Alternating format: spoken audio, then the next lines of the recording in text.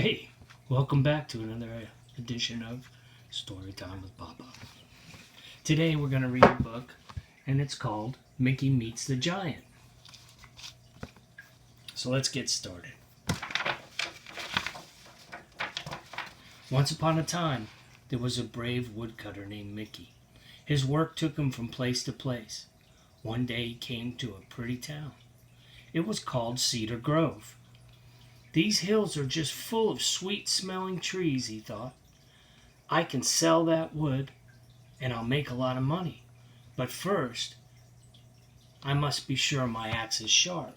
So they went to S&R Sharpening. Oh, I'm sorry. No, never mind. So the woodcutter walked through the streets of the town. There were many people in the street. Everyone looked very upset. Whatever will happen to us? One woman cried. We must find someone who can beat the giant, yelled a man. Why is everyone so afraid of this giant? What has he done? Asked Mickey. Let me show you some pictures I forgot on the last one.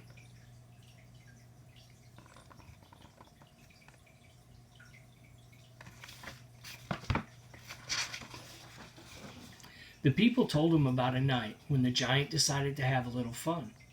While they lay sleeping, the giant began to whistle. When he whistled, the wind blew. He whistled through their windows. The wind blew through their homes. It blew all the sleeping people right out of their beds. Could you imagine?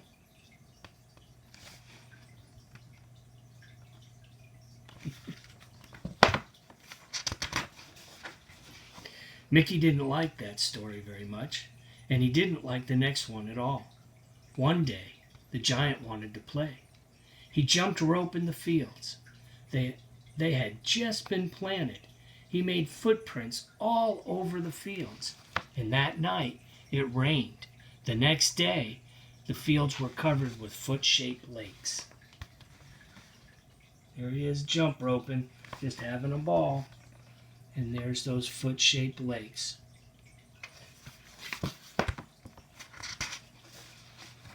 When the giant saw his footprints filled with water, he began to laugh.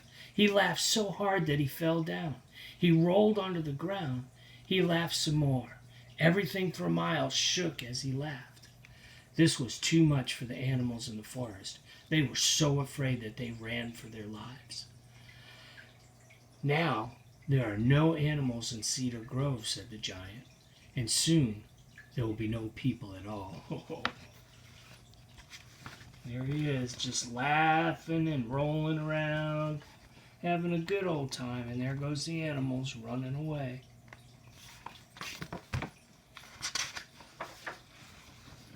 What a terrible giant, thought Mickey. Just then a wagon came racing into town. It stopped. The driver jumped to the ground, and he told Mickey his story. I was taking my family away from Cedar Grove, but a huge boulder rolled right onto the road. It was so big, there was no way around it. I looked up to see where it came from. There stood the giant. Here he comes riding into town, and there he is, talking to Mickey and telling him the story. The giant laughed very hard when he saw that I was afraid. His laugh was so loud, it was like thunder. My horse was so scared that he turned right around. He ran as fast as he could back here to Cedar Grove. The giant had blocked the only way out of town. Now the people of Cedar Grove were trapped. There's that mean old giant.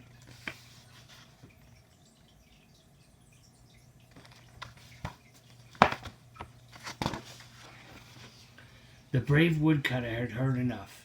Let me face the giant, he said. I have beaten bullies before, and I'll do it again. Everyone laughed at the woodcutter.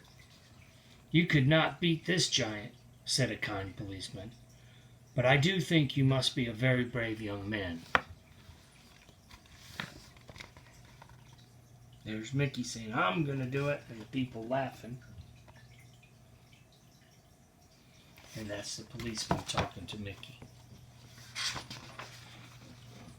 Stan Doolittle is the man to do this, said the policeman. I remember the time that Stan ran a mean old bear out of Cedar Grove. Stan stepped to the front.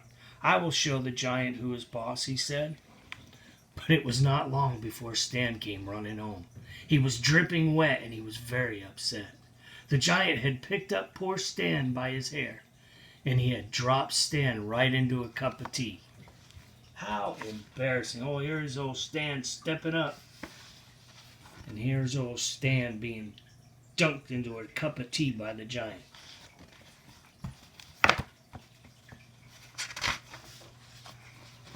So the people called a town meeting.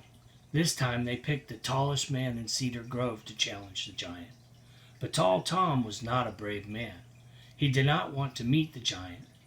But at last, off he went.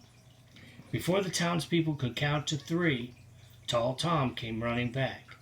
I just saw the giant break the tallest tree in the forest in 2 pieces, he cried.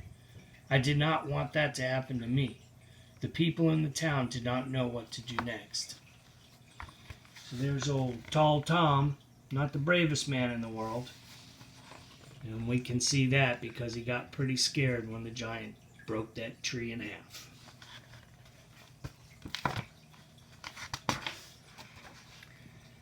That does it. I'm going to beat that giant, said Mickey. I may be small, but I'm not afraid. Before I go, I'll need 3 things. I'll need a bag, I'll need a drinking straw, and I'll need the whitest, roundest cheese in town. I have a plan. The people wondered what the woodcutter wanted with such things, but they gave him what he asked for. Then they told him how to fight the giant. And there's old Mickey. He's going to do it. And that's the people of the town getting Mickey what he needed.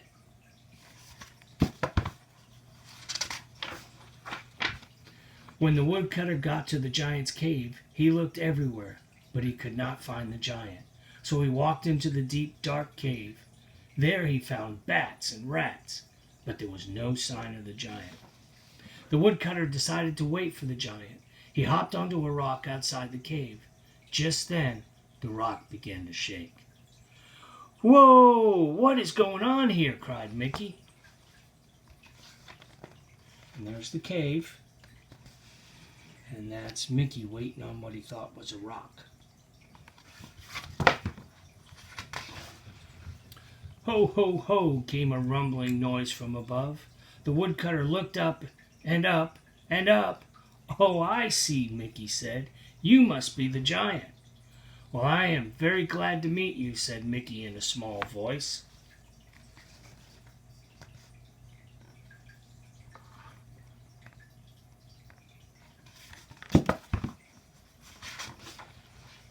"You mean you are not afraid of me?"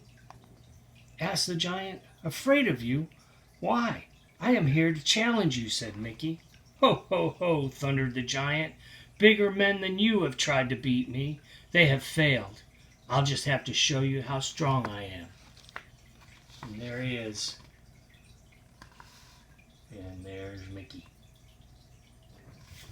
Kind of a Davy and Goliath story.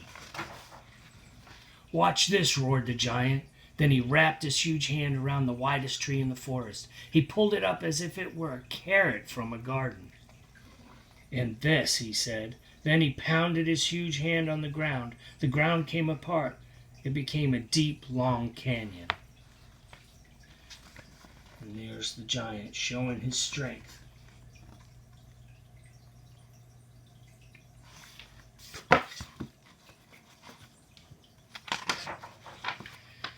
"Now it's my turn," said Mickey to the giant.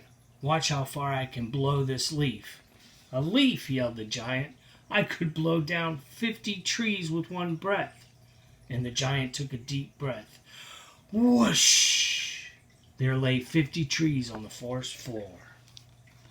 And there's the giant showing off.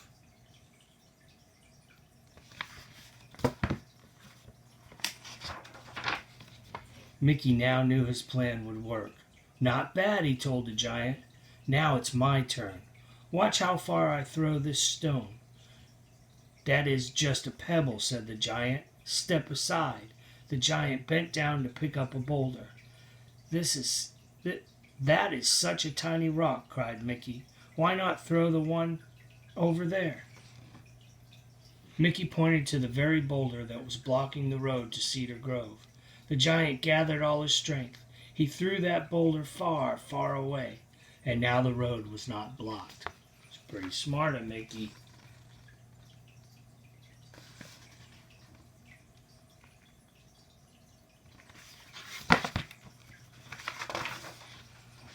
My plan is to work better than I had hoped. No, I'm sorry. My plan is working better than I had hoped, Mickey thought. He reached into his bag. He pulled out the straw. Watch this, he said to the giant. I am going to drink all the water in this pond. Straws and ponds are for weaklings, said the giant. I can drink a lake. Can you drink all those foot-shaped lakes in the planting fields? Asked Mickey. Watch me, said the giant, and with that he drank all the water in each and every lake. You see where Mickey's going with this? You're starting to see it.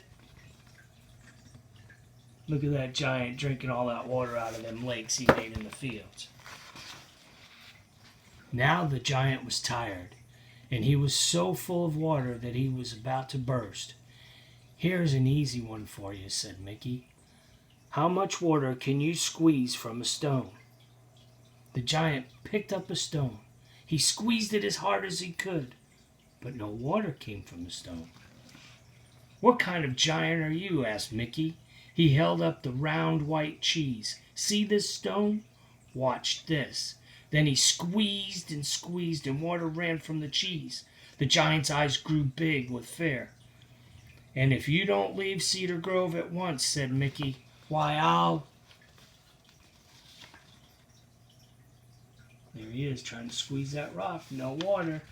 And there's Mickey, squeezing cheese, but the giant thinks it's a rock. Why, I'll... The giant turned and ran.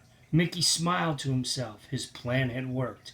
He had stood up to the giant, and he made the giant put right all of the wrong things he had done. Quickly, he went back to town. He told the people what he had done. They cheered Mickey for his courage. He became the hero of the town. From that time on, the people of Cedar Grove lived in peace, and the giant was never heard from again.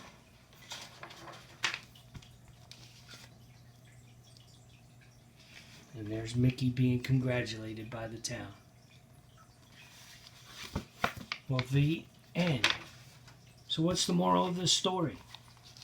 Basically, you just have to be 10% smarter than what you're dealing with.